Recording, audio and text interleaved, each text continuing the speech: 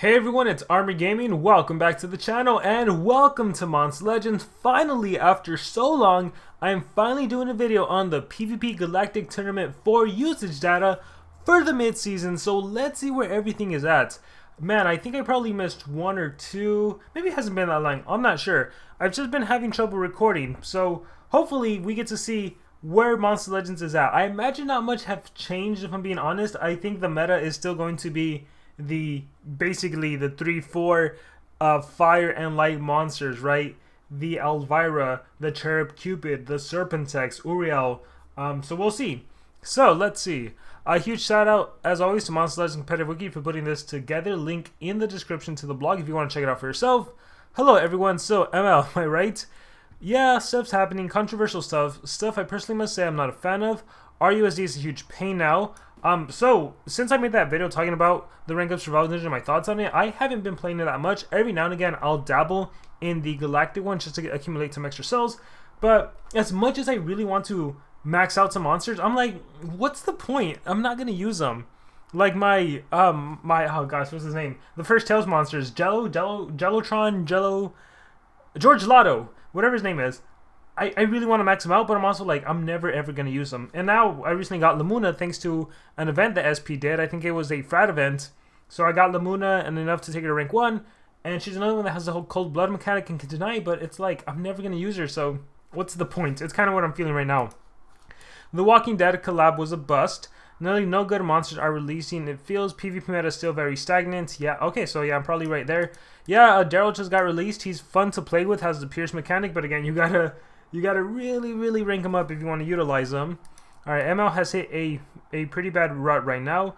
Well, I'm not going to focus completely on the negative because that's about it. This is about usage data. Alright, let's get into it. So for those of you that are new to this kind of video, A stands for attack, D stands for defense, and T is for total. We basically take a look at the top 100 players and what are they using on offense and on defense to get essentially data for the best monsters. Not really the best, but just the most used, which is a good proxy for the best. Alright, the ratio of players with pay-to-play Galactus versus those with none is 72 to 28. Okay, 3/4, a little less than 3/4. A bit more pay-to-plays this time compared to before. Oh, that's interesting. Only by 3, not so much. I think it's safe to say still not as many people are buying into the Galactic era yet. Not even with the Walking Dead event, and I can get why. Yeah, I think when I looked at like the top 5 players, only one of them had Rick ranked up, and Rick is not even that great. SP for some reason made things cost an absolutely absurd amount of money, way more than it should be allowed in a mobile game in my opinion. To be fair, they did do that in the Forsaken era as well, when the only way to rank up those Forsaken monsters was with their own cells. It was ridiculous, it was terrible, not a fan of it. I don't get, like, if SP wants players to spend money on the game, they need to make the monster purchasable the first time, and then, you know, you just rank them up with whatever in-game resources. It shouldn't be like, buy 20,000 copies of one monster. So that doesn't make sense to me. But from the play perspective, hey, if no one's buying it and you only fight like 1 or 2 players that actually invested that much money into the game, at least it's kind of even. I don't know. Alright, well, let's get into it. So Heavies are monsters that have 40 more players using them. So there it is. Cherub Cupid at a total of 83. Wow, look at that. That's a bit drop off. Let me just scroll down. Okay, Galvanus, I forgot him. He's the Thunder and Light monster. So the Light monsters are dominating. Even though we're in an Abomination era, the Dark monsters are not dominating. Well, that's because Lights have the advantage. Alright, so he's actually very popular on defense at 61. Wow. 22, 61, 83 total. There's a big drop off with Elvira Demon Slayer, 34, 34. So even in attack on defense, 68 total. Galvanus is 25, 40, 65. Look at that. Okay, so Cherub Cupid just dominates on defense. Serpentex is not even in the top 3. We actually have Shadow. Wow! Look at this, top 5. Serpentex is nowhere to be found, and Uriel is nowhere to be found. What happened to them? And again, I didn't make a video the last time around, the end of Season 3, so I don't know what it looked like, but this is interesting. Galvanus at 65, Shadow at 53. She's the one that can trade disable, keep that in mind. And Amania at 52, so very close. More popular on offense than on defense by 3x essentially. Shadow 33 to 20. It's interesting to see these numbers for sure. Okay, let's see who's in number 6. Uriel the Divine in 42, and look at that. Serpentex is no longer one of the most used monsters. He has fallen quite a bit, it seems. I still use Serpentex for offense. I actually use Amania, Serpentex, and King Autumn together. Now this is interesting to see.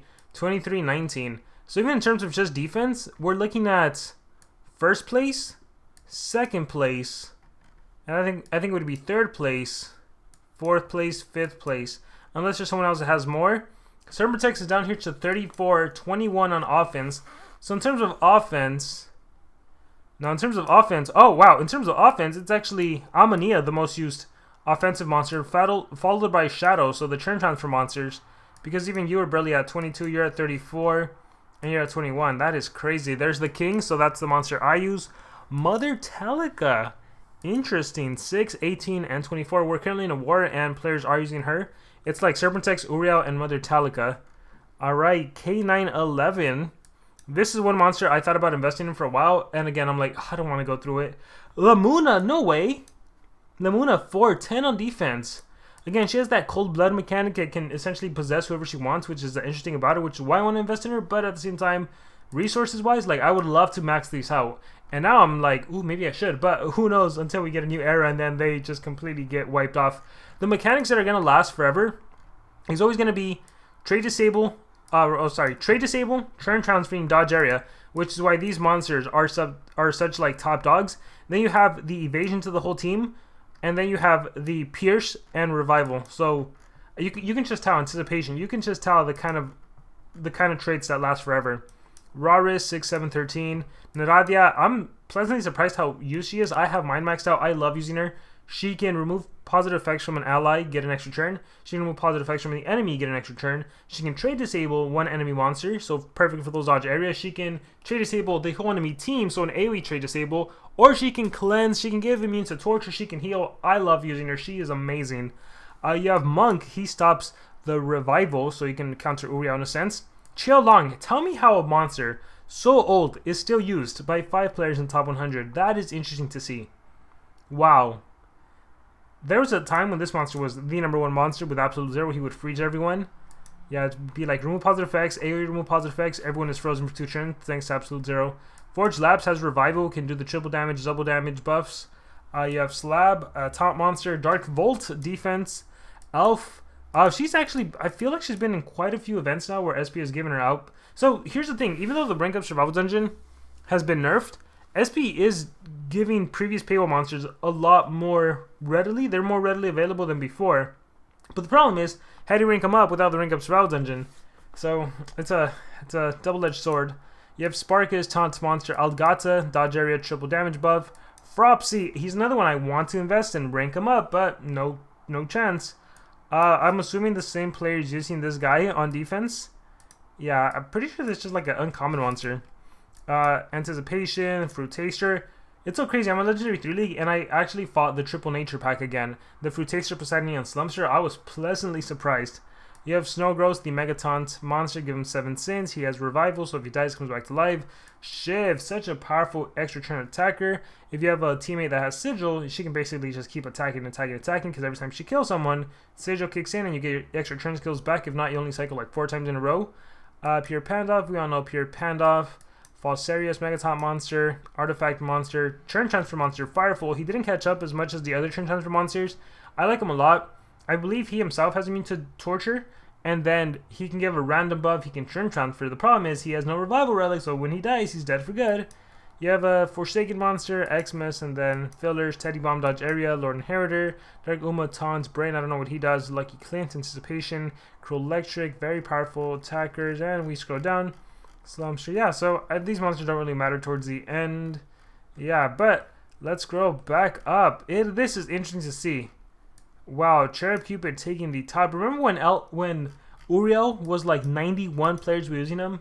How times have changed. And Serpentex down to the toughies category, less than 35 players using him, only 34 using him in total. That is crazy to see.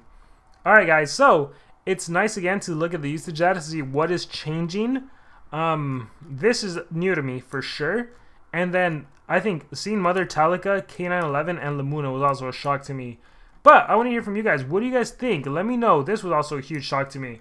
What do you guys think about the usage data? Remember, this is the PvP Galactic usage data for the mid-season. So it's going to be interesting to see how Tournament 4 ends up. If SP released any good monsters, will we see any of the Walking Dead monsters?